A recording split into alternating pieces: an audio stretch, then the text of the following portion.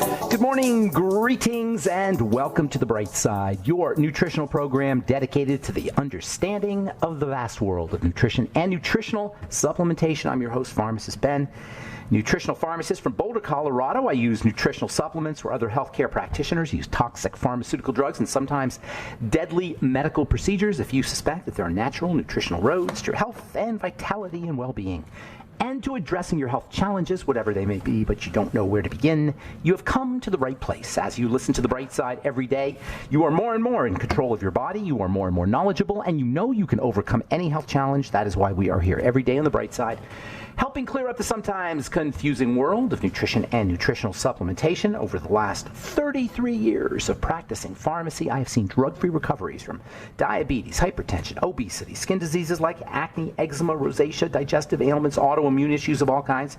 Recoveries that by the standards of modern medicine can only be called a miracle. But what is in the world of the body, what is in the world of biology, standard operating procedure, because the human biological system is a healing system, it's a regenerating system. It is designed divinely to heal and renew itself on a moment-to-moment basis, and while some folks may call that healing, renewing, regenerating system a miracle, it really is just the way the body works. If you have questions about health, nutrition, prescription drugs, if you want to wean yourself off your meds and get on a good nutritional supplement program, we are here for you. We welcome your calls at 844-236-6010, 844-236-6010. If you have questions about formulations, ingredients, health challenges you or a loved one may be confronting, they're all reversible. Chronic health challenges are always reversible to the extent that we reverse our lives. The body can turn on a dime if we turn on a dime. If we change our lives, if we change what we're doing, our body will respond accordingly. If you change it in a positive way, you'll get healthy changes, and if you change it in a negative way, you'll get negative changes. The body is exquisitely responsive to how we live our lives. That is such a powerful and inspirational idea, that the body is responsive to how we live our lives, for better or worse. That's what we're not told by the medical model. We're told that we're just condemned to degeneration, condemned to being sick. You're going to be on this medicine for the rest of your life. 844-236-6010 is our number, and if you want to purchase your longevity products, call 866-735-2470 or head to brightsideben.com, pharmacistben.com, or criticalhealthnews.com. And, of course, if you would like to take a look at our Truth Skin Health products, go to truthtreatments.com, truthtreatments.com. I'm going to be talking a lot more about skin in the coming days. I have, I have an expertise in how the body works in general, but a real expertise in how the skin works. I've been doing skin, working with the skin, helping heal skin, helping prevent or slow down at least injuries from post-surgical injuries, speed healing from post-surgical injuries for many years. I worked for Blistex. I learned how to heal the skin topically in pharmacy school. Truth Treatments represent everything I know about how to take care of the skin, what you can do for the skin topically, and there's a lot you can do for the skin topically, but you got to understand what the skin is about. We're going to be talking a lot about the skin because not only do I have an expertise in the skin, but everybody wants to have beautiful skin. Skin is the one organ in the body that we can all see. We always say the skin is the body's largest organ. It's kind of an interesting concept. The skin is an organ on the outside of your body. You can actually see your organ. Now, it turns out it's very misleading because it doesn't look like much is happening when you look at your skin. It just looks kind of, I don't know, it just looks like nothing. What do you think the skin is? I know what it is from studying it, but sometimes I wonder, what does the average person think the skin is?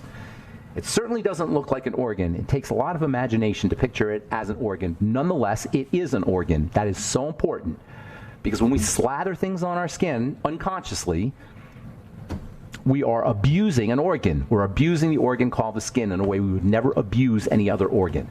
And it's all based on misunderstanding. We've been talking about the hormone estrogen. That's another misunderstood concept. There's so many misunderstandings in the world of medicine, in the world of biology, we'll say, and not to mention the world of medicine. But in the world of biology, there's so many misunderstandings. We think about estrogen. Most people will think of it as a youthful feminine hormone, a hormone that helps you maintain your youth and femininity. And that's true. That's one of its roles, but it's also a growth substance. It makes fibers grow. It makes fluids move into cells. It's pro-inflammatory. It changes the genetics. It induces genetic mutations. And many of these untoward effects of estrogen are linked to sluggish metabolism of estrogen. This is the missing link in hormone replacement therapy and understanding how to leverage hormone replacement therapy.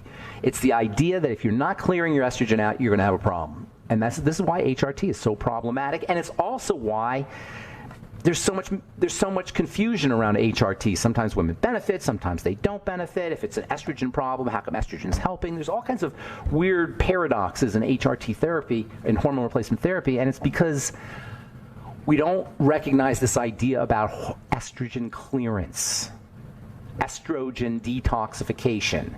Typically, when women are put on prescription estrogen or the birth control pill, HRT, typically liver function is not accounted for. Steroid metabolism, estrogen clearance, the intestinal health, digestive health, typically that is not accounted for. If you're going to be playing with estrogen, you really want to make sure that you're breaking it down in a healthy way, and you're minimizing exposure to foreign estrogens, plastics especially, bisphenol A, which is a kind of plastic additive. That's the classic, that's probably the most common source of xenoestrogens is the plastics, but there's others too, parabens, preservatives in skincare products, fragrances, triclosan, which is an antibacterial product that's in a lot of those antibacterial gels that you get, triclosan. You're seeing it less and less these days because it's becoming recognized as a nasty chemical that disrupts thyroid function and throws off estrogen metabolism. So avoiding exposure to all of these things is really important if you're going to benefit from HRT, as well as helping your body clear it out. The liver, the gallbladder, the pancreas, the stomach, all of these are involved in the detoxification, the intestine, of course. All of these are involved in the detoxification of estrogen. Probiotics, good bacteria are really important. Fiber is really important. One of the most common reasons for dispensing estrogen is about the skin. Dermatologists they believe that estrogen is a skin youth promoting substance. Sometimes they'll even give you estrogen vaginal cream. I remember dispensing estrogen vaginal cream for wrinkles. And I can see the logic. Unfortunately, the fact that estrogen is involved with collagen production it does stimulate collagen production. It also stimulates all fibers. It's very stimulatory. Estrogen is a very stimulating hormone. It's an upper. And it's especially an upper when it's not detoxified correctly. So that whole collagen production thing is because it's upregulating, it's increasing the activity from the cells that make the fibers. That's why estrogen, in addition to being a collagen production hormone, it's a fibrosis hormone. And fibrotic health conditions typically will involve estrogen. And that includes cystic fibrosis, and that includes pulmonary fibrosis. That includes cardiac fibrosis. That includes fibromyalgia. And fibrosis is a common generic way the disease shows up. Fibrosis is a common denominator, common symptom in all degenerative health conditions. There's always going to be an element of fibrosis. So to give yourself a fibrosis-inducing hormone doesn't really make a lot of sense. Dispensing drugs, and hormones are drugs, dispensing drugs / hormones to maintain youthfulness is, in my humble opinion, not a good strategy. Dispensing hormones / drugs to maintain youthfulness in the skin is a really bad strategy. If you're just doing it for your skin, there's way better ways to take care of your skin, to keep your skin healthy as you get older. Way better ways. We're all obsessed with the health of the skin because it's an organ that we can see. So the idea is to treat the skin like an organ, like all the organs. But we don't look at the skin like an organ. An organ is made up of cells and stuff that comes out of the cells. The skin is made up of cells and stuff that comes out of the cells. Where do you think you need to be in the body, and where do you think you need to be in the skin if you want to have healthy skin or a healthy body? You want to be in the stuff, or you want to be in the cells? You got to figure out how to leverage the power that's inherent in the cell. That's the key right there.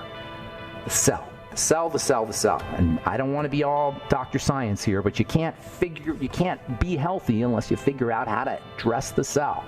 All right, 844-236-6010 is our number. You're listening to The Bright Side. We'll be back after this.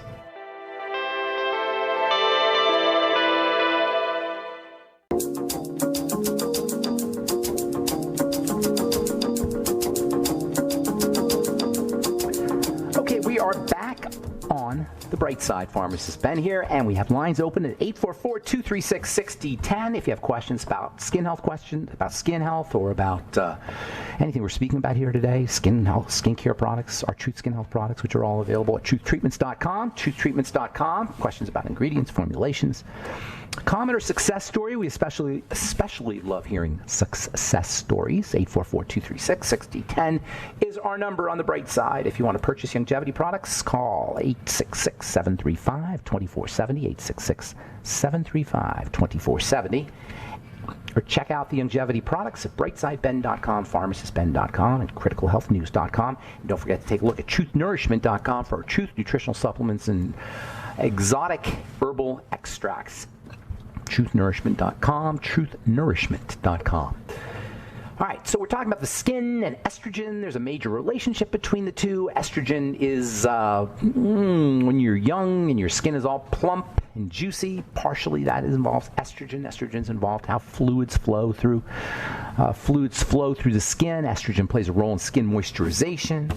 Unfortunately, as we get older, we don't process our estrogen as effectively as we should, and that's where estrogen becomes a big problem. Compounded by the fact that we're all exposed to estrogen, and basically the estrogen breakdown or detoxification process is overwhelmed. That's why it's important to use nutrition for detox, nutrition for the liver, nutrition for helping your body get rid of this excess estrogen. If you're dealing with a fibrotic condition, which is pretty much all chronic degenerative diseases, guaranteed you got an estrogen problem. Especially if there's pain involved, especially if there's cysts involved, especially if there's reproductive issues involved. There's so much silliness in the world of estrogen and estrogen medicine, and there's so much silliness in the world of skin. That's another thing estrogen and skin have in common. There's a lot of silliness we believe about both of them. I'm always amazed by the silly things we believe about our skin and about our skincare regimens, how we take care of our skin, and skincare products in general. There's so much mythology. Not so much among you guys listening to this program, not so much among people who listen to me, but out there in the world, there's so much misunderstandings. And I have personally dedicated my 33 years of experience in the skincare business to helping people understand how to deal with their skin, how to take care of their skin. I made it my job to clear up and cut through the confusion and the bad science and the wrong ideas about how we take care of our skin. Probably the most important idea about the skin is the appearance of the skin, or the beauty of the skin, is the fact that the beauty of the skin and the appearance of the skin depend on areas of the skin we don't see. The health of the skin is a function of what we don't see. In other words, where we see the problem is not where the problem is. Now, this comes no surprise if you study health, because that's how we take care of our bodies in general. Where we see the problem is not where the problem is.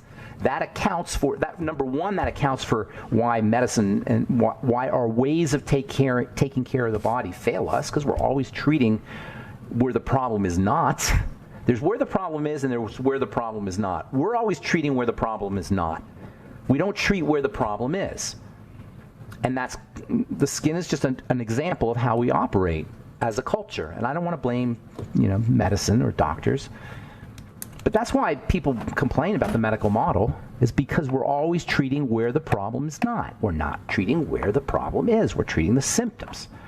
We treat the rash, not the immune system. Or if we treat the immune system, we shut it down. We don't treat what's triggering the immune system. So we treat the rash, we quiet down the immune system, but we don't treat the cause of the immune system activation. That's what steroid creams do. Steroid creams treat the rash. They don't treat the problem. They treat the immune system by shutting it down or suppressing it, but they don't treat the problem. And this all started in the world of skin anyway, in the late 1800s. How we take care of the skin today is basically the same kind of way we took care of the skin 50, 60, 70 years ago. How we take care of the body is the same way we take care of the body 50, 60, 70 years ago, 100 years ago. Skincare started about, the modern skincare that we know today started in the middle to late 19th century, middle to late 1800s. We're still basically doing the same thing. We're not addressing we don't address the causes. The skin is like any other organ of the body. It's made up of two compartments. It's made up of cells and it's made up of stuff. Cells and stuff, and the stuff comes from the cells. And the cells come from the blood. That's the order. Blood to cells to stuff. The blood is the nutrients.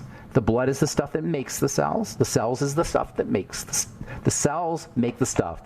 The blood makes the cells make the stuff.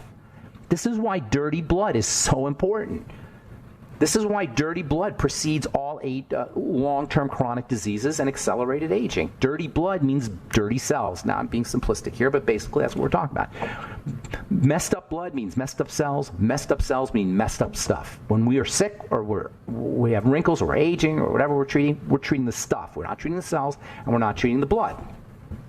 The key to having good stuff is to have good cells, no matter where it is in the body, including the skin.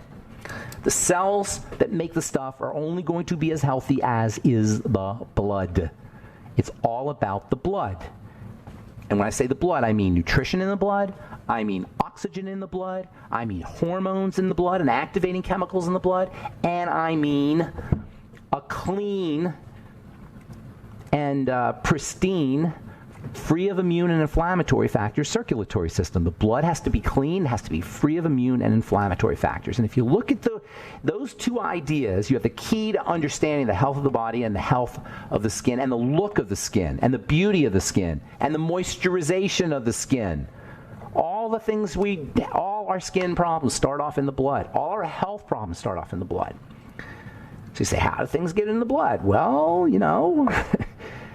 the food. The digestive system. That's how everything gets into the blood. For better or worse, nutrients and oxygen get into the blood through, I'll say nutrients get into the blood through food. Oxygen gets into the blood through the respiratory system.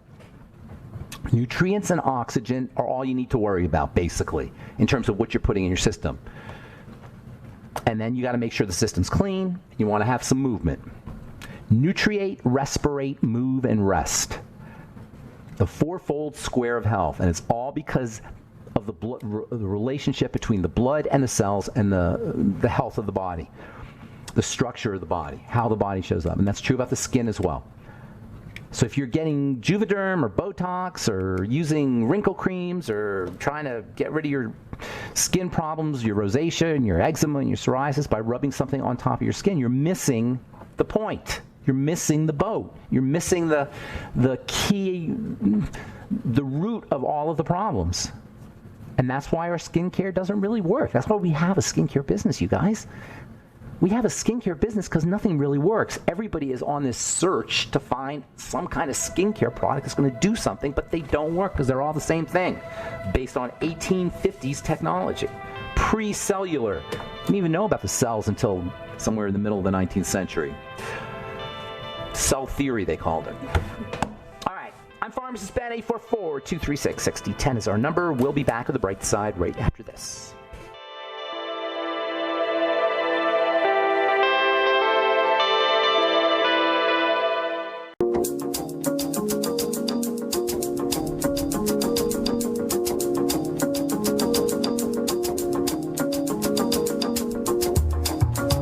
Okay, we're back on the bright side. 844-236-6010. Got lines open for you. I am Pharmacist Ben, and we're on the air Monday through Friday, 8 to 9 Pacific, 10 to 11 Central Time, 24/7 on the archive page at brightsideben.com. And you'll find your longevity products at brightsideben.com, pharmacistben.com, and criticalhealthnews.com, criticalhealthnews.com, and also videos and blog posts, news stories, various products, as well as information, all free. brightsideben.com, pharmacistben.com, and criticalhealthnews.com. Also have a skin health blog and our Truth Skin Health products at truthtreatments.com, truthtreatments.com. 844-236-6010 is our number on the bright side. And I just want to read this. This was kind of interesting, and I've been seeing lots of these kinds of articles over the last few weeks. First death in a spate of vaping sicknesses reported by health officials. Yes, vaping sickness is now a thing. A patient in Illinois is the first to die of a mysterious drug illness linked to vaping. Public health officials announced on Friday. Well, look, it's not mysterious. You're not supposed to be putting stuff in your lungs. You're not supposed to be burning burning propylene glycol and putting it in your lungs. You're not supposed to be burning glycerin and putting it in your lungs. You're not supposed to be burning natural flavorings and putting them in your lungs. That's most. Some of them vaping devices even have nicotine, but most of them have propylene glycol and water or flavorings, food flavorings. And there's no vaping flavoring; they're food flavorings. Food flavorings aren't meant to be burnt and inhaled, so there's nothing mysterious about it. Vaping is not a good idea. Smoking's not a good idea. You want your lungs to be pristine. You want your lungs to be baby pink. Do you ever see what lungs look like in smokers? Why would people think that vaping is somehow better than smoking? It's not. Those natural flavorings, that's really those flavorings, I should say. Natural flavorings are nasty chemicals, number one. And according to the FDA, a flavoring can be called a flavoring, and it can have 100 different chemicals in it. And all you see is natural flavorings, and you don't know what all these compounds are. So no surprise, we'll probably see a lot more of this in the coming years, and then you're going to have government regulation of vaping because people have to be told what to do. Can't inhale stuff into your lungs and not expect to pay the price. If you are smoking, by the way, vaping or smoking, use vitamin C. Every time you smoke a cigarette, you lose a big old chunk of vitamin C, 25 milligrams or so. Use topical vitamin C if you're around cigarette smoke. Use our transdermal C serum or transdermal C balm or omega-6 healing cream. Vitamin C deficiency in the skin in fact, vitamin C deficiency everywhere is basically scurvy, which is basically aging. Aging is a type of scurvy. Aging is a type of vitamin C deficiency. I don't want to say type. Many of the symptoms of aging are similar to the symptoms of scurvy. Dr. Matthias Rath says heart disease is scurvy. The symptoms of heart disease are the symptoms of scurvy. They're just slower. Vitamin C is unspeakably important. If you're vaping or smoking, get on some vitamin C. Every time you smoke a cigarette, do a little bit of vitamin C. All right, 844-236-6010 is our number. Ava has been holding on for a really long time. Let's go to New York. What's up, Ava? Hi. How would I know if I was having a stroke? What makes you think you're talking about right now? Well, I'm just wondering because two of my very close relatives had strokes, and my left hand is very stiff, and I'm wondering if maybe I have a stroke. Is it like numb stiff? No, I do not feel numb. I feel fine, except I have to remind myself that why is my hand not swinging like a natural swinging of the arm? Not stinging, did you say, or swinging? Not swinging. Your hands are supposed to swing. I could be paralysis of various parts of the body, or movement issues on various parts of the body. Can definitely be a sign of stroke. Can you put both your hands over your head at the same time? Yes, but I have to conscientiously do it. But if I'm walking, it's anything on your face or with your speech. I'm talking well. You're talking well. Yes. Anything with your vision? I can see well too. Okay. No problems walking. No headaches. No headaches at all. It's unlikely, but I can't.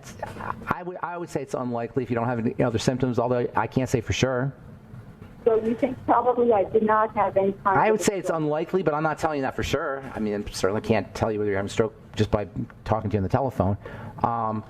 But typically the symptoms of a stroke involve neurology, problems speaking, confusion, slurring your words, numbness in various parts of your body, your face, one side of your mouth may kind of droop a little bit. Problems with your eyesight, blurriness, headaches, dizziness, lack of balance, that kind of thing. Anything like that. You understand what I'm saying? You just can't control your neurology. So how come when I walk, my hands don't swing the way a person? That I can't tell you, my dear Ava. But you know what? If you even think if you think it might be, if you're not sure, it's worth. It's worth if you can get to a hospital or something. It's worth it. Proper treatment, early action can minimize brain damage and complications. Okay. Strokes can be. You can deal with a stroke. You can prevent a stroke. The best thing to do is prevent a stroke, because once it happens, you can reverse from it. but it's a lot of work. It's a big pain in the butt that you'd rather not do. I mean, you can do a lot of stuff, especially if you're young. You know, there's a football player who had a stroke, I think, and he still played. Teddy Bruschi. I think it was him.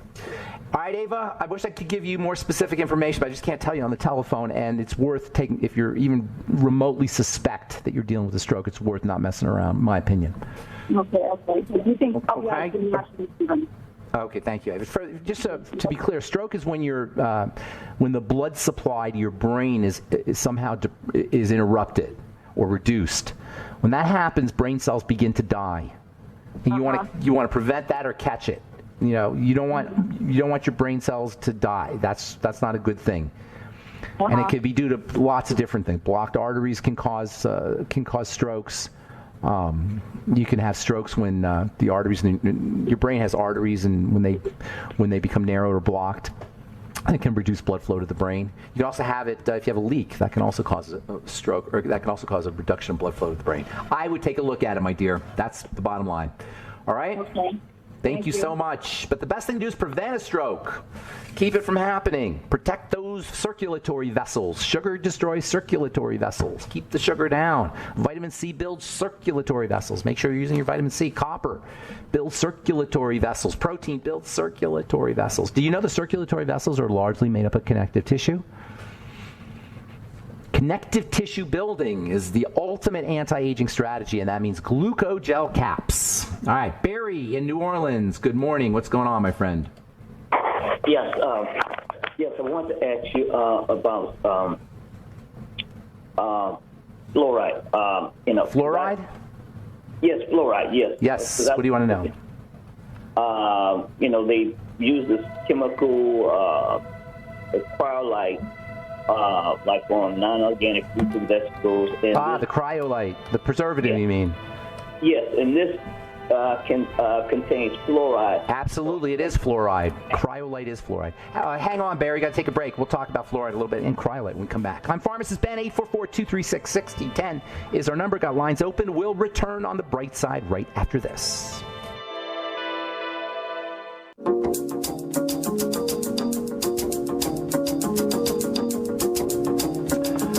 We are back on the bright side. 844-236-6010. 844-236-6010 is our number. And we're talking to Barry in New Orleans. Barry. Yes. All right, so cryolite is it's fluoride, and it's a pesticide, yes. Isn't that interesting how fluoride kills insects? Yes. Okay, so my main question I want to know,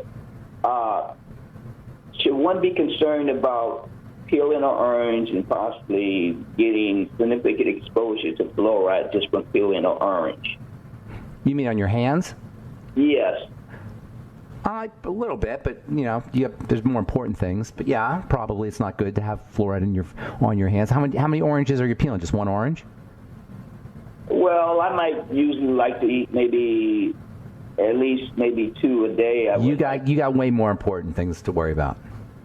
Okay, Barry. So it's probably not good. I'm not saying it's a good thing, but it's there's way bigger. You got bigger fish to fry. Okay, so that's what I thought, but I just want to be sure. How about the fluoride in your water that you're drinking? You're there in New Orleans. You live in New Orleans, right? Yes. Well, New Orleans is the bottom of the Mississippi. Only God knows what's in your tap water out there in New Orleans. Probably the worst tap water in the country. Oh, okay. Well.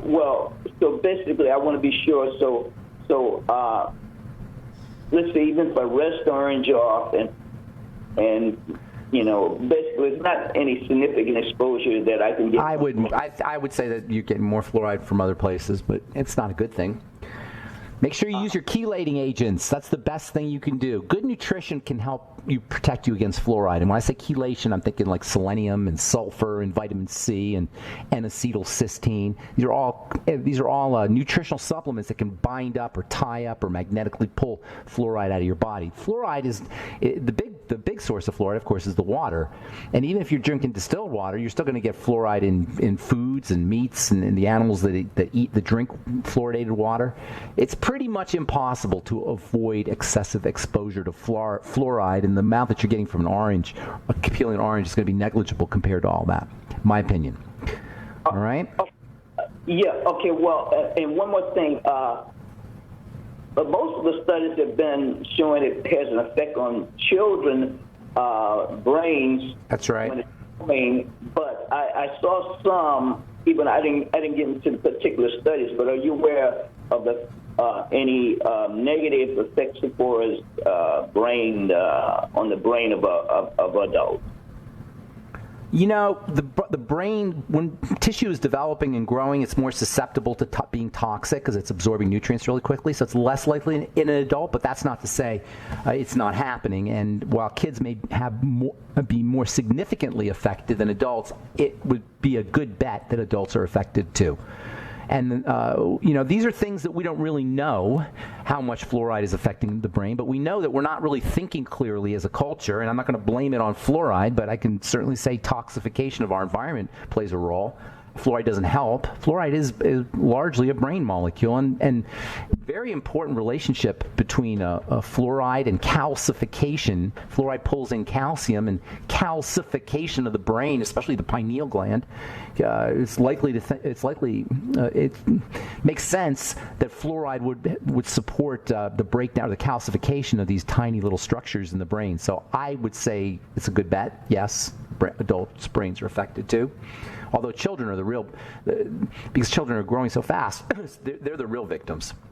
They're much more serious. It's much more serious problem in kids, although it is a problem in adults too.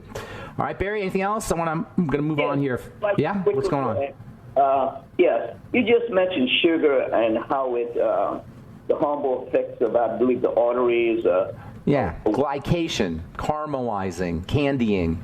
That's the big. That is, to me, that's the big issue here. When we're talking about controlling how we live our lives and the relationship between lifestyle and how the body shows up, everybody, you know, you can understand that smoking would be a problem. You can understand alcohol would be a problem. Some people understand drugs are a problem. But the relationship between sugar and aging and sugar and disease, it's very underappreciated.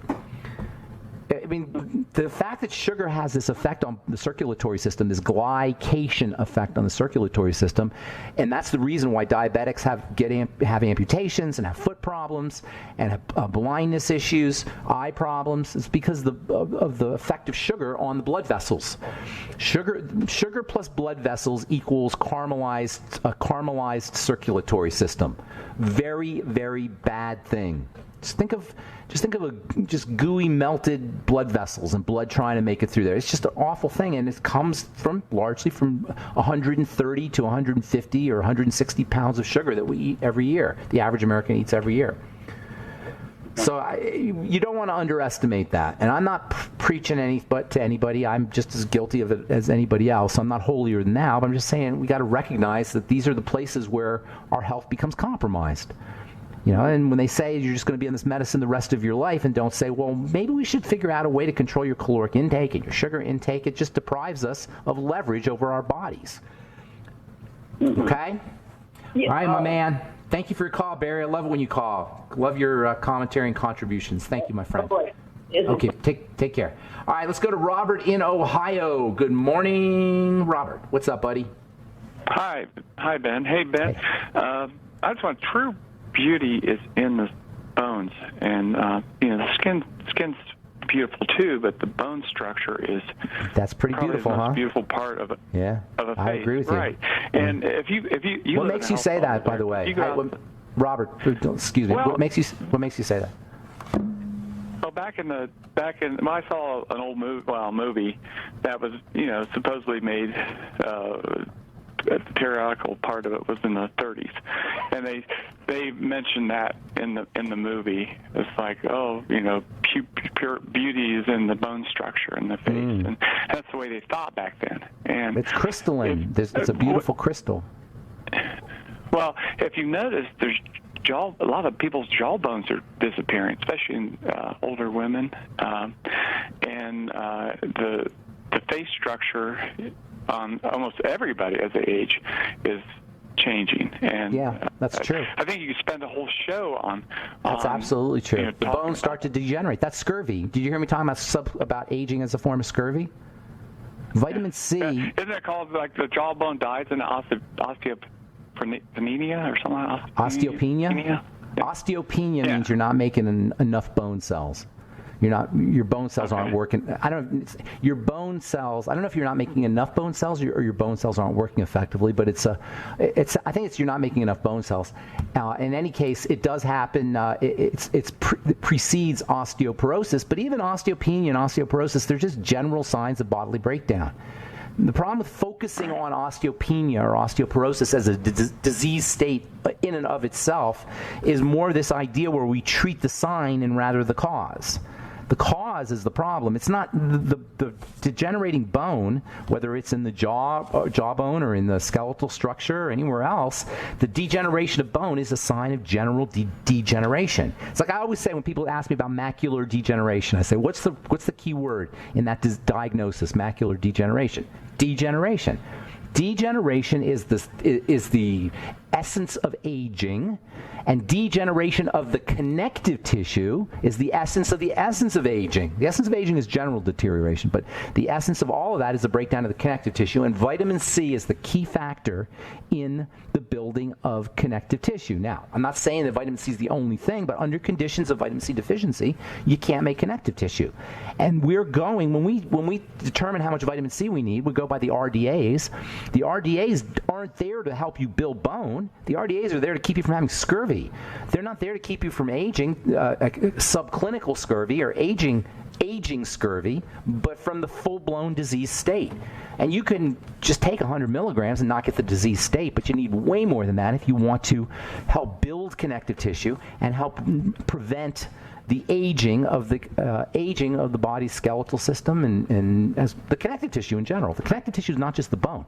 The bone is a type of connective tissue. Go ahead. I'll give you. I got a few more seconds here. What's going on? I read this Fosamax, high risk of jawbone death. Isn't that great? And those are very bad. Isn't that great? And So, but Doc Wallach has a book coming out about It's All in Your Head, I think, and that's probably going to cover everything I just talked about. So, I mean, is that right? I didn't know that. All right, good deal. Thanks so much for your call, Robert. Appreciate it. All the symptoms, but that's something he's working on or coming out here shortly. And then on MCT, Wells, real quick, is C8 the best MCT? No, C8 to 12. Carbon 8 for the listeners, that's 8 carbons, 10 carbons, and 12 carbons. Those are your medium chains, 8 to 12.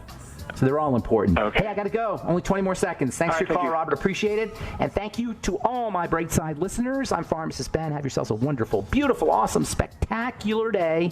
We'll talk to y'all later. Bye for now.